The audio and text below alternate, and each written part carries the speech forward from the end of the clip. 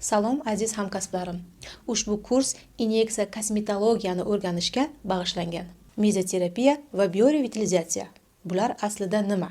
Va bularning farqi nimada?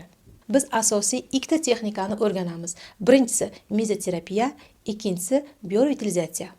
Asosiylaridan tortib eng pastdagilarigacha yaxshiroq assimilyatsiya qilish uchun barcha materiallarni eslatma qilib yozib olishingizni tavsiya qilaman.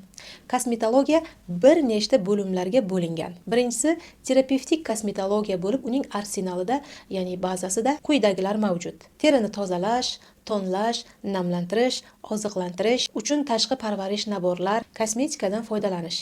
Ikkinchisi inyeksiya texnikasi, mezoterapiya, biorevitalizatsiya, botulina terapiyasi va kontur plastik jarrohligi. Fizioterapevtik usullar, massajlar, apparatli liniyalar, lazer terapiyasi, fototerapiyasi, presoterapiya, ya'ni limfodrenaj, ultrazvuk terapiyasi, iontoforez, katta bo'lim jarrohlik kosmetologiyasi. Jarrohlik usullaridan foydalangan holda estetik muammolarni hal qilish to'plami. Zamonaviy plastik jarrohlar fraksional lazerlar va minimal invaziv usullardan foydalanadilar. 2009-yilda Rossiyada kosmetologiya rasman tasdiqlangan. O'zbekistonda esa 2021-yilda 12-mayda tasdiqlangan. Inyeksiya lazer texnikasi va toz a'zolarini olib tashlash faqat shifokorlar tomonidan amalga oshiriladi. Estetik tibbiyot insonni tashqi qiyofasini tabiiy usullardan foydalangan holda tuzatish uchun barcha nazariy ma'lumotlar va amaliy imkoniyatlarni o'zlashtirgan go'zallik va salomatlik sanoatining bir tarmog'idir. Bu juda muhim eslatma, chunki biz kosmetologlar ishlash darajamiz haqida aniq bilishimiz kerak. Bu insonning integumental to'qimalari va biz kosmetologlar insonga zarar yetkazmasligimiz uchun bizni vakolatimizga kirmaydigan narsalarni qilish taqiqlanadi. Keling endi darsni boshiga qaytamiz. Mezoterapiya inyeksiya kosmetologiyaning asoschisidir. Buni bilarmidingiz? Mezo-orta terapiyasi, ya'ni davolash degani. Bu farmatsevtika preparatlari, gomeopatik vositalar, o'simlik ekstraktlari va vitaminlardan foydalanadigan invaziv bo'lmagan, ya'ni jarrohlik bo'lmagan usul. Boshqa ingrediyentlar ham mezoterapiya kokteyllariga kiritilishi mumkin va bularning barchasi teriga yoki teri ostiga qilinadi. Endi bir kosmetologiya tarixini o'qib chiqsak, buni kosmetolog qilib turish kerak. Ba'zi kosmetik muolajalar bizning go'zallik sanoatimizga tibbiyotni mutlaqo boshqa sohalaridan keladi va u yerda tasodifan paydo bo'ladi. Xuddi shu narsa mezoterapiya bilan sodir bo'ldi. Bu go'yo 60 yil oldin fransuz shifokori Michel Pistor tomonidan igna uchidan ko'tarilgan edi.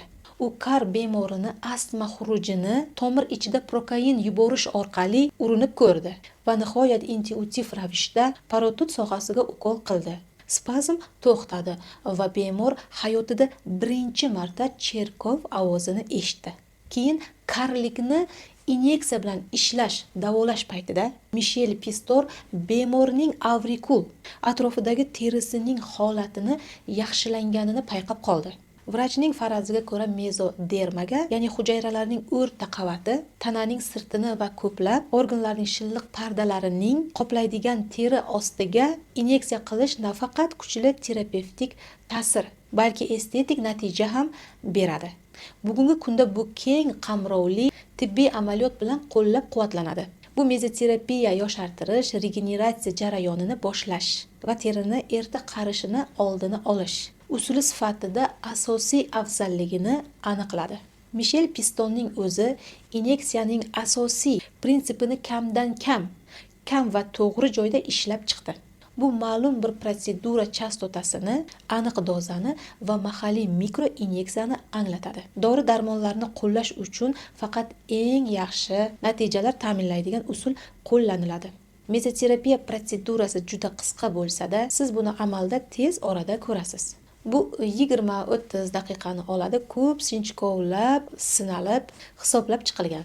Mikropenetratsiya kosmetologdan qattiq, ammo juda sezgir qo'lni mahoratini talab qiladi. Mutaxassislar bu ko'nikmani yillar davomida rivojlantiradilar va natijalar estetik tibbiyotda tabiiy ma'lumotlarga va tajribaga ega bo'lgan. Misol qo'lda yoki apparat texnikasi bo'yicha ko'nikmalarga ega bo'lgan. Yuqori malakali kosmetolog tomonidan kafolatlanadi. Yana bir asosiy postulat shuni esda tutish kerakki, mezoterapiya darhol natija bermaydi. Chunki u prinsipial jihatdan ular uchun mo'ljallanmagan va uni bitta protseduradan va'da qilish mumkin emas. Shuning uchun protsedurani kurs qilib olish va har 6 oyda bu kursni takrorlab turish tavsiya qilinadi. Aynan yuz mezoterapiyasi asosida biorevitalizant va kontrplastik jarrohlik kabi shunga o'xshash inyeksiya kosmetologiya usullari yaratilgan. Juda ko'p odamlar shu usullar o'rtasida aniq bo'linishlarini ko'rmaydilar. Ularni inyeksiya kosmetologiyasining umumiy nomi ostida birlashtiradi. Ammo bu noto'g'ri. Shuning uchun aniqlaylik. Mezoterapiya bu biogenstimulyatorlar, aminokislotalar, vitaminlar va terimiz uchun boshqa ko'plab foydali moddalarni o'z ichiga olgan dorivor kokteyllarining farmakologik ta'siriga asoslangan usul. Biorevitalizatsiya asosiy dermisdagi suyuqlikni ushlab turishi uchun teriga gialuron kislotasini yuborishni o'z ichiga oladi va fibroplast faolligini oshirishga va yangi kollagen tolalarini shakllanishiga yordam beradi.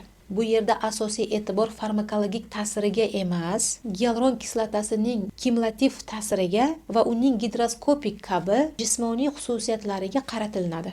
Bu kontrplastik jarrohlikda yanada aniqroq bo'ladi. Bu yerda keraklik miqdordagi yopishqoq moddalar, plomba moddasi teridagi nuqsonni oddiygina to'ldiradi.